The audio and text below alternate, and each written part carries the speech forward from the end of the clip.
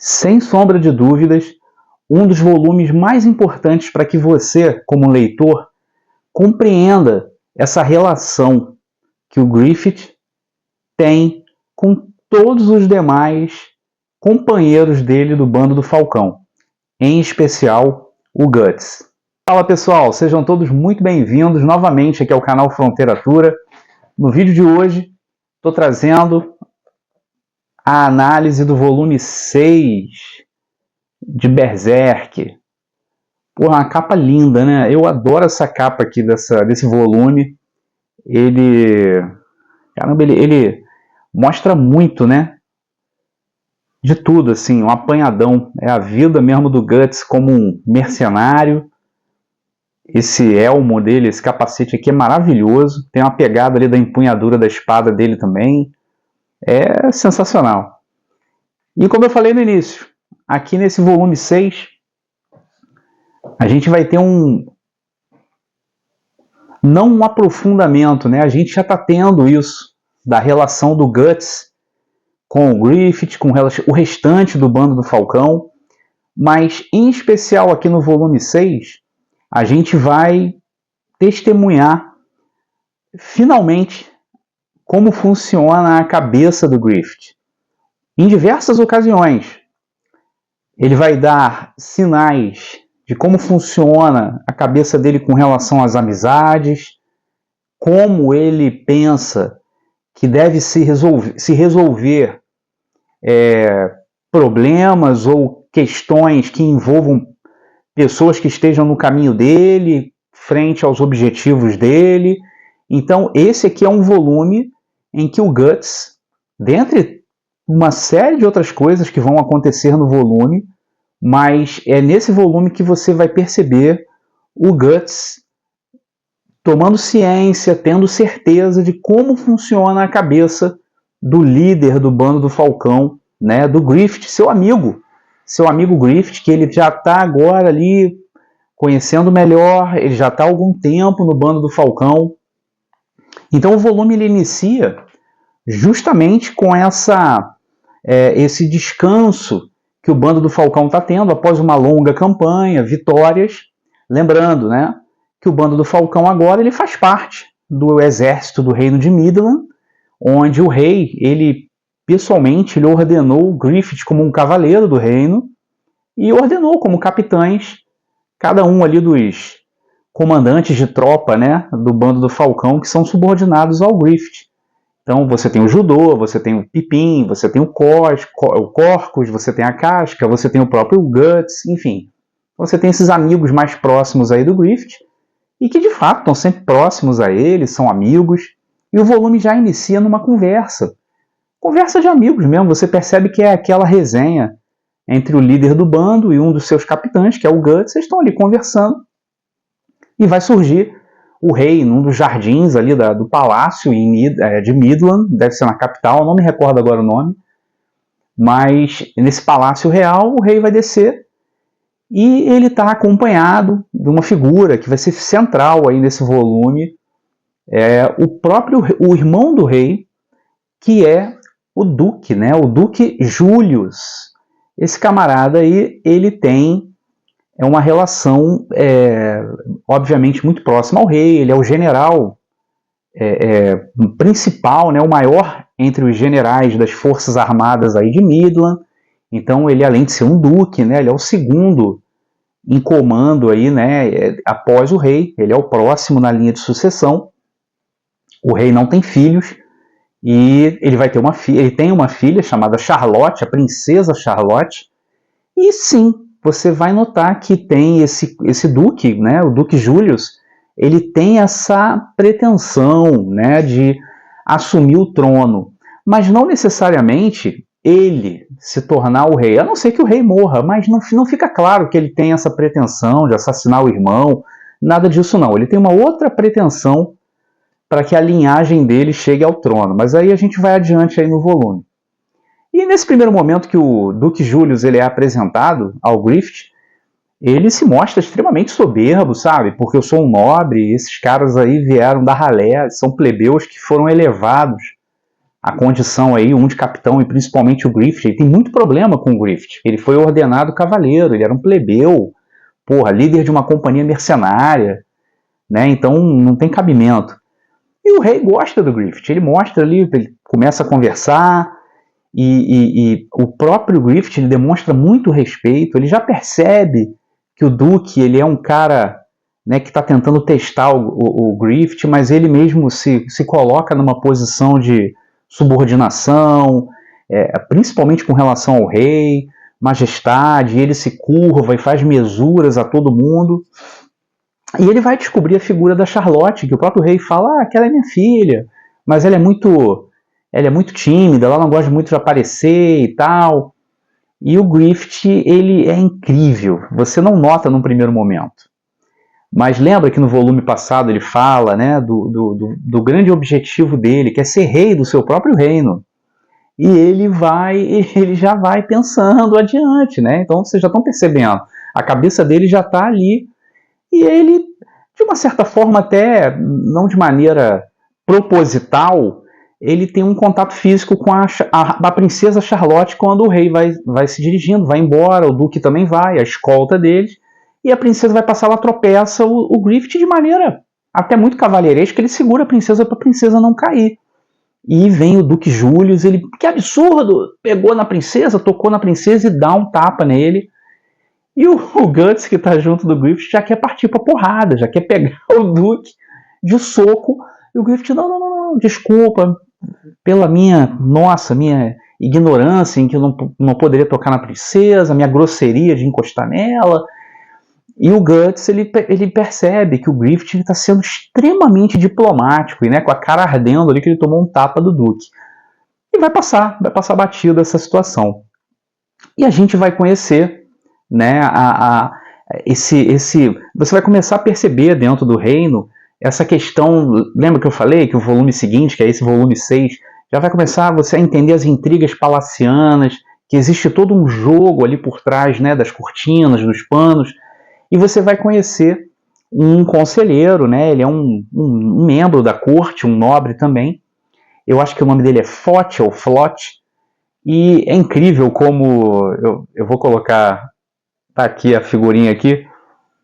Ele é incrível como o Kentaro Miura, ele faz, é uma crítica de certa forma, porque essas figurinhas assim carimbadas, todos eles têm cabeça de ovo e são careca. Percebam, todos os volumes anteriores você tem personagens que são muito parecidos com esse Flot aqui. Ele é um conselheiro, mas ele é um cara, quem gosta de Game of Thrones aí, ele é o mindinho, né? É o aranha. Ele gosta de fazer aquelas intrigas. Então ele está falando, poxa, Duque Julius, sabe quem é que vai fazer a escolta? Vai ter aquela caçada anual, né? Que o rei sai com a escolta dele. Mas sabe quem vai fazer a escolta? E aí o Duque, não, sou eu, né? Ele é um comandante de uma tropa de elite que toma conta do rei, que são os dragões brancos, né? A tropa dos dragões brancos. E aí esse Flot, não vai ser os dragões brancos, não. Vai ser o bando do Falcão. E isso afeta profundamente o Duque Julius. E esse conselheiro, ele sabe onde ele está tocando. Ele sabe que, né, não, eu vou tocar aqui porque eu vou mexer com o Duque. Então ele é aquele camarada que gosta dessas artimanhas, das intrigas palacianas. E ao mesmo tempo que ele coloca essa sementinha da discórdia aí, ele já vem com uma solução. Ué, por que durante a caçada a gente, né, de repente um dardo envenenado poderia acertar o líder do bando do Falcão? Então ele vai colocando, e o Duque, ele vai mostrando ali primeiro o ódio e depois o alívio em que um camarada ali deu uma dica para ele. Então ele é muito manipulador, né, esse conselheiro, esse cabeça de ovo aí, e ele é muito manipulador. E o Duque Julius não dá outra, né, ele vai, de fato, vai ter a caçada, né, aquela coisa muito parecida, né, com a corte inglesa aí do século XVI, século XVII, em que o rei, né, o rei está lá na sua montaria, seguido da sua corte, uma segurança imensa lá feita pelo bando do Falcão, o Griffith está presente, o Guts, a Casca, todo mundo está lá. Inclusive até o Guts ele vai reclamar que ele prefere estar no campo de batalha do que estar ali sem fazer nada e tal. E realmente é um negócio assim, meio esquisito. Eu vou concordar com o Corcus, que faz uma crítica. O Corcus é um personagem que só reclama. E ele é um ex-ladrão, né? Ele é um mercenário, mas ele é um ex-ladrão, ele é um sem vergonha. Mas dessa vez eu vou concordar com ele, porque o Guts reclama. Pô, tô aqui na caçada, não tô fazendo nada, tem que ficar de escolta de babá de nobre. E o Corcus fala, pô, tu prefere estar onde? Tá no campo de batalha, sangrando, matando? Aí o Corcus fala no final que que o Guts seria um espadólatra. Espadólatra? É um espadólatra, né? A gente tem o alcoólatra e você tem o espadólatra. Ele é um viciado em espada, viciado em lutar. É curioso, é engraçado essa passagem aberta dentro da história. Eu acho que o Corcus tem razão, porque ele é um objetivo desses mercenários. Eles querem ficar bem de vida, né? Eles querem enriquecer, eles querem... Mostra um pouco no volume também essa questão deles em taverna, e o Corcus, o Pippin e o Judô sempre bebendo, correndo, comendo. Eles estão curtindo, eles estão ficando ricos. Eles estão ganhando status, né, como mercenários, mas agora como de fato fazendo parte dos exércitos de Midland, né? E o Corcus faz essa crítica ao Guts e tudo mais, beleza. Em dado momento, você vai ver que o Duque Julius, ele contratou de fato um besteiro, né, um atirador, né, com uma besta, e ele está com um dardo envenenado. Ele vai, de fato, tentar matar o Griffith. Então ele espera o momento certo. Tem uma hora lá que a princesa Charlotte, que está acompanhando também a cavalo, ela desanda um pouquinho. A montaria dela toma um susto, acho que com um javali que surgiu. E o Griffith vai atrás dela para segurar a montaria. Ela está desesperada. Eles ficam meio isolados. E é a hora que esse assassino, né, atira com a besta e o dardo pega na armadura do Griffith. Mas o Griffith, ele não morre. Mesmo com um veneno muito grande que foi colocado ali, ele não morre. E ele pega, né, que todo mundo vem, há uma situação em que todo mundo vai ver o que aconteceu, e o Griffith cai num riacho, é um córregozinho, e a Casca fica desesperada, ela desmonta, o Griffith morreu, e o Griffith desperta, ele não foi envenenado. Tinha veneno no dardo, ele consegue sentir o cheiro, ele sabe qual é o produto, e ele olhando no horizonte, ele vê o Duque.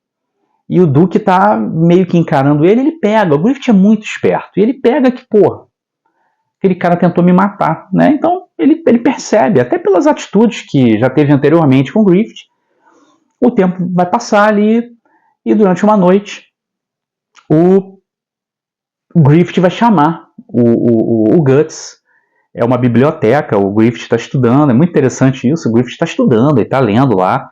Então fica muito claro que o Griffith ele sabe ler, ele é um erudito também, além de um excelente mercenário, ele é um estudioso, então ele deve estar lendo ali conhecimentos, né? Talvez, se fosse hoje em dia, ele estaria lendo Platão, ele estaria lendo sobre a arte estoica, né? Grandes pensadores, grandes filósofos, então ele está lendo lá, e em dado momento ele chama o Guts, e o Guts, ao chegar, eles estão brincando, estão conversando de certa forma, só que do nada o Griffith fala, eu preciso que você faça um favor para mim.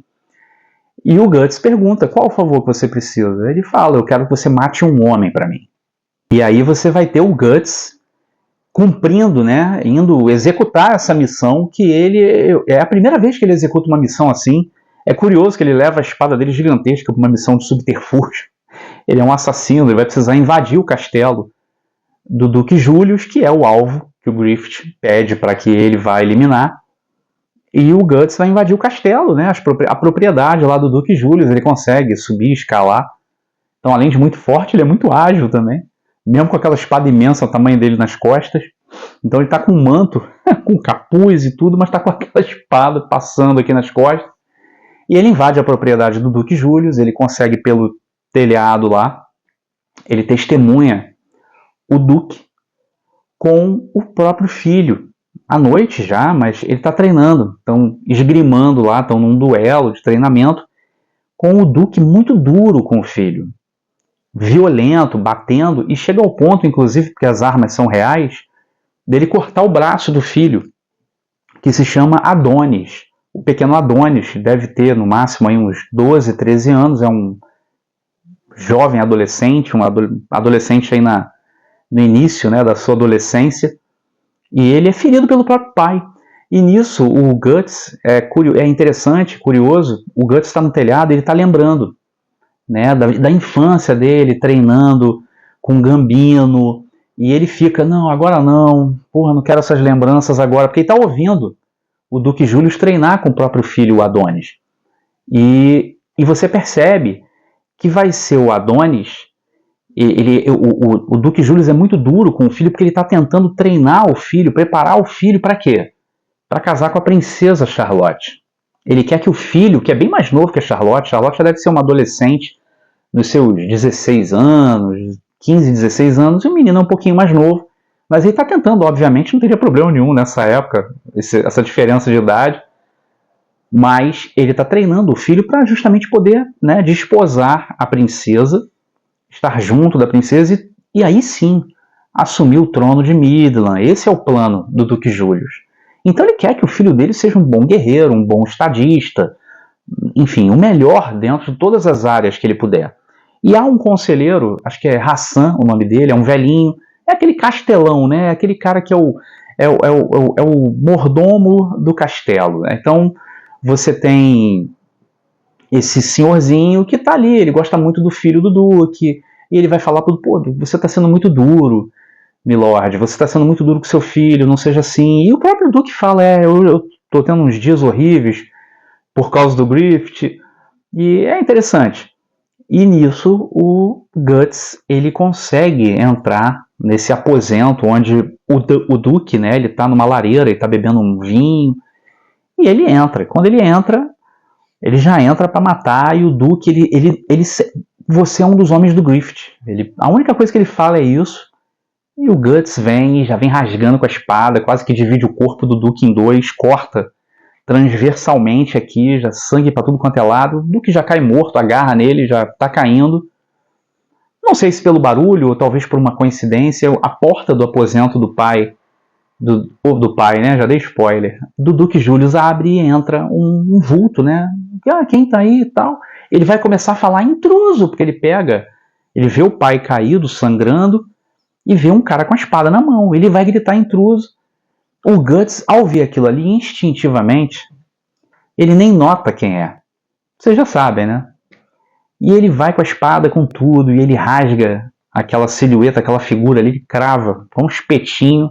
Ele vai com a espada no corredor, no muro de pedra, na parede de pedra, e crava com a espada. Ele transfixa o peito do menino, do Adonis, com a espada dele, uma cena grotesca, uma das cenas mais grotescas de todo o mangá de Berserk, de todos os volumes. Tem várias cenas grotescas, mas essa é dolorosa, porque o menino, ele tem uma infância, você vê que ele tem uma vida sofrida, uma adolescência dolorosa, ele tenta se aproximar do pai, o pai é duro com ele, e tem essa grande ironia do destino, né? O Guts, que sofreu tanto na infância, ele dá um fim a um garoto que é quase que um espelho dele. E há uma cena, uma página que é incrível, que é o menino desfalecendo ali, ele está morrendo. E é como se o Guts ele estivesse vendo a ele mesmo. É quase filosófico isso, ele está vendo o passado dele ali morrendo. E ele tá ali e não morre. Não, o garoto tá rasgado, tá com a espada que é gigante, entrada no peito dele. O menino morre. E a guarda ali particular, a guarda pessoal dentro do castelo, vai e encontra o Guts e soa o alarme, é uma confusão danada. Não conseguem identificar o Guts. Ele joga o capuz e vai embora. Ele mata alguns guardas no caminho e consegue escapar da propriedade, mas ele inclusive recebe um dardo no braço, no tríceps, um disparo de besta que pega nele antes que ele consiga pular num curso d'água próximo ali da propriedade do Duque. Ele consegue fugir. E nisso está tendo um baile. Na propriedade do rei está tendo um baile, onde a mais alta nata, né, a nobreza, está participando. E o bando do Falcão está numa taverna, né, novamente lá curtindo, aproveitando, né, a qualidade de vida que eles têm agora. E o Guts entra na taverna todo sujo, todo molhado, sangrando, e todo mundo fica assim, né? O pessoal do bando do Falcão, pô, o que houve, Guts? A própria Casca, queria saber onde é que você tá sumido o dia inteiro, e quando ela vê, ele nem dá atenção para ela, ele fala, pô, cadê o Griffith? Aí, o Griffith tá no castelo, e ele já tá bom, tem que falar com ele, e ele sai. E a Casca, ela é assim, ela gosta de ficar falando no ouvido. E como ele, né, caga pra ela, E ela, pô, o que que houve? E ele vai na direção, sujo mesmo, ele vai na direção lá do palácio, da propriedade do rei, onde está tendo baile, e por coincidência o Griffith ele não está do baile. Ele está do lado de fora conversando com a princesa Charlotte. Esse é o coração do volume 6. O Guts ele vai chegar, é uma fonte d'água, né, um chafarizinho, e tá ali aquela coisa, aquele flerte, né, porque o Griffith ele sabe o que ele está fazendo. Ele está flertando. Ele está flertando com a princesa de um dos reinos mais poderosos que existem. Compreenderam? É o plano dele fazer isso. Então ele está flertando, ele está ali, princesa, brincando, e a princesa que era mais, né, na dela, muito tímida, não, ela já está totalmente caidinha já na do Griffith, ela já está na dele, ele já virou crush dela, agora é assim que fala agora, né, crush. E a princesa Charlotte, ela está caidinha pelo Griffith, o Griffith também, mas a gente sabe que isso daí é só um plano. Ele não está apaixonado por ela, é um plano para que ele consiga ascender socialmente, né? E nisso eles começam a conversar, ela pergunta quais são os planos dele, por que ele é assim, por que ele é assado, o que ele quer da vida. E nisso surge o Guts, mas nenhum dos dois lá em cima na fonte, uma escadaria mais abaixo, tá muita sombra, o Guts surge e ele até faria menção de falar alguma coisa, mas quando ele vê que os dois estão conversando, ele fica quietinho na dele. E é aí que ele pega. Quando a princesa Charlotte questiona o Griffith sobre a amizade, o Griffith deixa claro que a amizade para ele, amigo tem que ser como ele. Então, o Guts, quando ouve isso, fica muito evidente para ele que o Griffith não considera ele como um amigo. O Griffith considera o Guts como um instrumento, um degrau, uma ferramenta, uma forma, um meio de acessar um status quo melhor. O Guts é uma ferramenta de ascensão para o Griffith. Ele é mais um mecanismo, ele é um objeto. E isso fica muito claro que isso afeta profundamente o Guts. O Guts ele percebe que durante todo o tempo que ele já está no bando do Falcão, ele se questionava, devido às conversas que ele tinha com o Griffith, o que eu quero da minha vida? Qual o meu objetivo? O Griffith trouxe esse questionamento para o Guts. Só que agora, o Guts percebe que o Griffith ele não considera o Guts como um amigo, que ele não estaria no mesmo patamar, ele não merece estar no mesmo patamar que o Griffith. E aí isso derruba profundamente esse psicológico do Guts. O Guts dá meia volta e vai embora, até a Casca se aproxima, porque ela vem atrás do Guts, e o Guts caga pra ela de novo, vai embora, ele tá puto, ele acabou de cometer um assassinato, na verdade 2, e de um inocente que é o Adonis, então é muita coisa na cabeça do Guts. É um volume de informação muito pesado nessa parte do volume 6. E algum tempinho passa, parece que alguns dias se passam, e vai iniciar uma nova campanha nessas batalhas aí, dessa grande guerra longa que dura aí, entre o reino de Midland e outros reinos, né, opostos. E uma nova batalha vai se iniciar, o bando do Falcão está no campo de batalha e todo mundo está lá, né? E você nota que o Guts está com aquilo ainda encravado, ele está com aquilo ali atravessado na garganta e não consegue esquecer as palavras do Griffith com a princesa Charlotte. E a princesa Charlotte lá, antes da batalha, quando o Griffith saiu, ela entregou um pingentezinho para ele, ela já está toda apaixonada. E a rainha, né, esposa do rei, fala: Charlotte, você não devia fazer isso, ele é um plebeu, aquela coisa toda da classe mais nobre, né? Mas a princesa Charlotte já está apaixonada. O Griffith está conseguindo o seu objetivo, né, o seu instrumento aí para galgar o seu reino, né? Então talvez seja o coração da princesa. E aí a batalha se inicia, essa força opositora aí ao bando do Falcão e às tropas do reino de Midland, e dentro das tropas opositoras vai ter eu não sei se fala esquadrão ou companhia, mas enfim, é a força incrível dos baleias azuis. É aquilo que eu sempre falo, os nomes das companhias, dos batalhões, dos regimentos, são sempre nomeados, né, dentro de Berserk. Isso é muito legal, é muito curioso. E você vai ter essa figura aparecendo aí pela primeira vez, que é o comandante Adon. É um cara imenso, gigantesco mesmo, ele parece assim meio gordo, mas muito grande, né? Duro, musculoso, ao mesmo tempo que gordo, não é aquele cara flácido, né? E ele com a armadura gigantesca também, um capacete que imita uma boca de baleia, me lembra muito One Piece, assim, uma coisa muito meio que pro humor, mas não chega a ser, é uma coisa meio escrachada, porque as armaduras elas têm esse formato de baleia, mas eles são excelentes guerreiros, são oponentes muito duros. E, inclusive, durante a batalha, o próprio Adon ele cerca a casca, e a casca está enfraquecida, e a princípio você não está entendendo. Pô, ele começa a desferir uns golpes nela, ela cometendo uns erros bobos, ela cai da montaria, e ela está assim, prestes a cair de um precipício, né, um abismo até considerável, porque ela está menstruada. Então ela é a única mulher no bando do Falcão, e ela está lutando nesse momento naquele período dela, né, no período de menstruação dela no mês.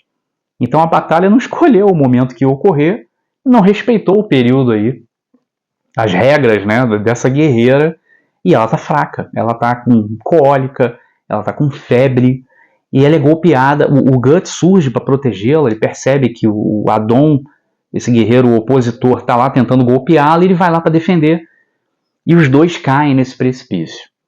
E o volume finaliza com essa última parte, né, do volume 6, é muito legal, porque os dois caem e ela está muito fragilizada devido ao período ali dela, né, as regras dela ali, a menstruação, e o Guts está ali protegendo. Pô, então é isso.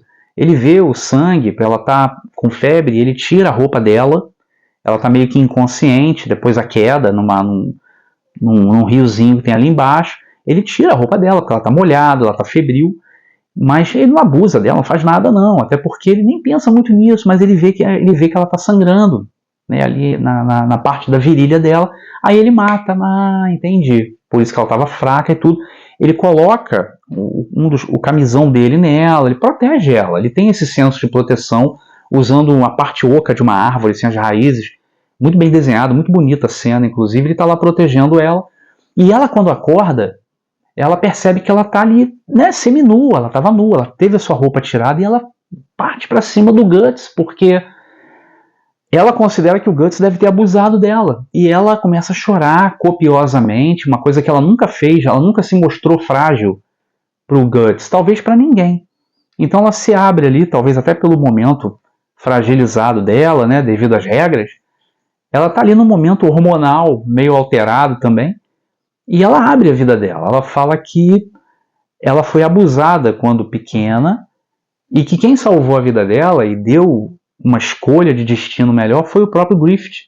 O Griffith fez com que ela pudesse se vingar desse passado dela em que ela foi abusada, então ela conseguiu matar quem abusava dela com uma arma, inclusive um sabre que o próprio Griffith deu a ela, num momento específico lá no passado. E ao salvá-la, ela decidiu segui-lo. Então, desde muito cedo, ela segue o Griffith. E ela tem, além dessa, né, essa paixão platônica pelo Griffith, muito respeito, inclusive, por causa disso. E o volume vai finalizar nesse momento, aí, nessa conversa entre os dois, talvez esse desembolar aí de várias tensões entre os dois. A gente vai acompanhar isso aí no volume 7. Volume 6, que finaliza com essa questão entre o Guts e a casca, é um volume muito denso. A história ela vai se desenvolver, só que agora, além de no volume 5 você teve um desenvolvimento muito, muito importante das relações de amizade dentro do bando do Falcão, no volume 6 você vai ter esse desenvolvimento psicológico, você vai entender a mente do Griffith, você vai entender quais são os seus objetivos e que ele não mede esforços para chegar lá. Ele é muito esperto, você vai perceber que ele é muito sagaz, ele nota os planos, as intrigas, ele sabe o que está acontecendo, ele não é bobo. E ele considera praticamente todos ao redor dele como mecanismos, como instrumentos, ferramentas para que ele atinja o objetivo dele. Guts, eu preciso que você mate alguém para mim. E o Guts, tá bom. E ele vai lá e mata o Duque Julius, e mata ainda o filho. E para o Griffith está tudo bem, porque isso é para ele mais um degrau dentro dos planos dele, dentro dos objetivos dele. E aí a gente finaliza o volume 6. Próxima análise aí do volume 7 é no nosso próximo vídeo. Eu espero que vocês tenham gostado desse compilado, né, que eu estou fazendo aqui, né, com esse 6º volume aqui desse mangá maravilhoso aí que é Berserk. Esse volume aqui é muito bom mesmo. A leitura muito legal.